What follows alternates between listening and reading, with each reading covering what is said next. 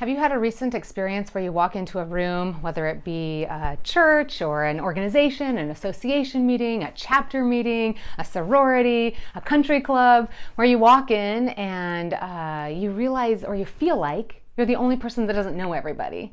I mean, none of us enjoy, I don't think, walking in a room of complete strangers where we have to kind of do that, work it up and connect and find that way to do it. But something feels better when we feel like the playing field is even, where we're all coming to get to know each other. It can feel a lot harder when we are watching some people reconnect and maintain those relationships and laugh and hug, and suddenly you realize, oh wow, they know each other and I'm the one who doesn't know anybody. And in those moments, it's very easy for us to put terms like clique or exclusive club. We start feeling like they are pushing us out, that we'll never fit in. We feel a little ostracized, we feel rejected. And it's just so often easy to either take it very personally or devalue the organization because they're clique-y. And I just wanted to share with you first a reminder of how relationships work, and then just a couple of tips what we can do in these settings. First, remember relationships are made up of 3 requirements. And the more these 3 requirements are present, the deeper the relationship. Every relationship, science shows us, has to have, and we can assess the health of a relationship based on positivity. We want to feel good.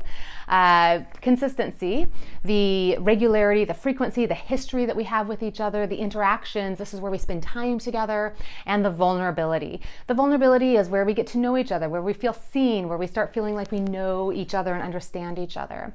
And so the more we practice these 3 things, the higher the relationship goes up the triangle. So just if we were just going to take one lesson from that today, it would be a reminder that every relationship starts on the bottom of a triangle. So when I walk into that, like I'm attending an annual professional conference this upcoming week. And I remember the first time 4 years ago, and even the subsequent years, you show up and there's people who have been going there for decades. And it's very easy to feel like, wow, there's a lot of cliques, right? Like there's a lot of groups, they all know each other and they're all name dropping and they all have these stories and this lingo. And it was easy to start feeling like, wow, I don't know if I can break into this, right? But I have to remind myself that I'm starting at the bottom of the triangle. And now that I've been going for 4 years, I've moved up that triangle and I've started to build consistency with a few people, a few familiar faces.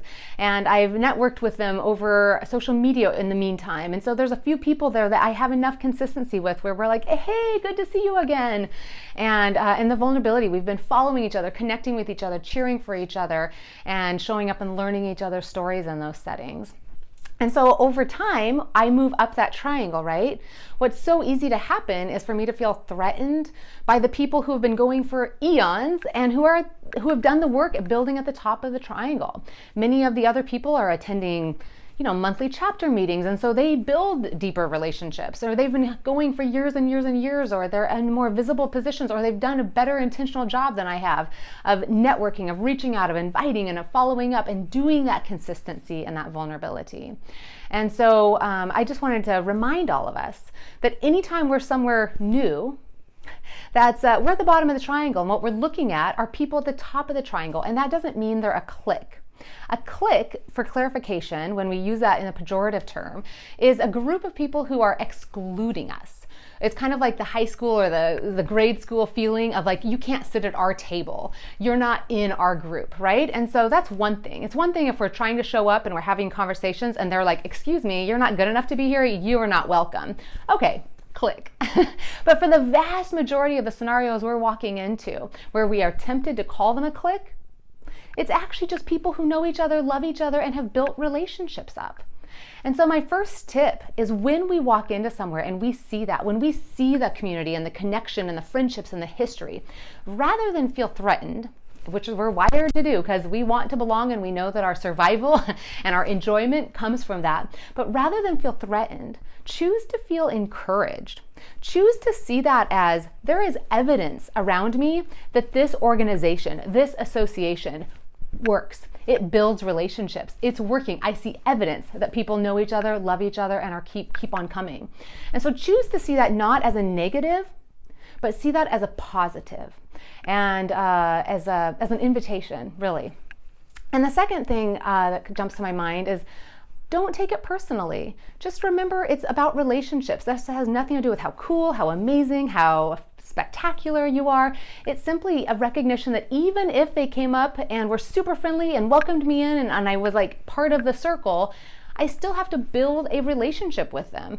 And they're still going to gravitate to each other more than they will to me. They're going to reach out to each other because they have that history. And that's what friends do. We tend to hang out and want to see the people that we know and want to maintain those relationships. And there's nothing wrong with that. So instead, like, we don't need to take it personally. And we don't need to project a story that they think we're not good enough.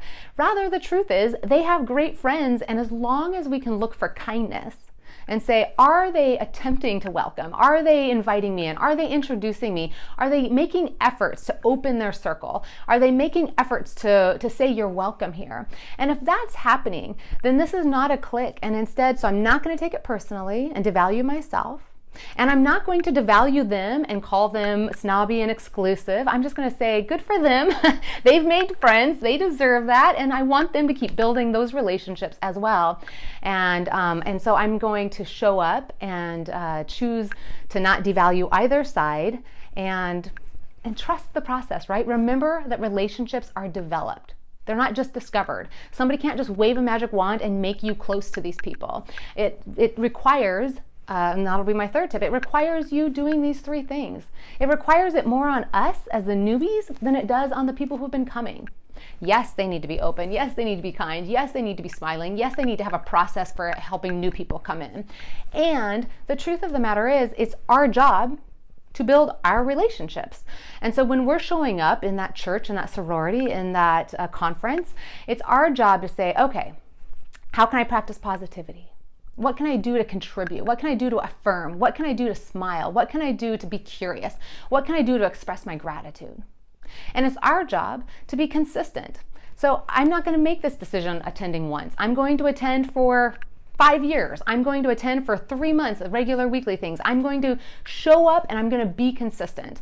And I'm going to keep following up. I'm going to ask people their names. I'm going to remember those names the next time. I'm going to do what I can to have more frequent interactions with these people, knowing that the more I'm engaged in their lives, the more I'm building my relationship with them. Because the more interaction we have, the more time we spend together with that consistency across the board is vulnerability. And the more we spend time together, the more we start getting to know each other. That's where we start hearing each other's stories. That's where we start having details to associate with each other. That's where we start knowing you and saying, oh yeah, I know her and da da da da da. And so our job is to keep showing up and to recognize that we want to build those relationships.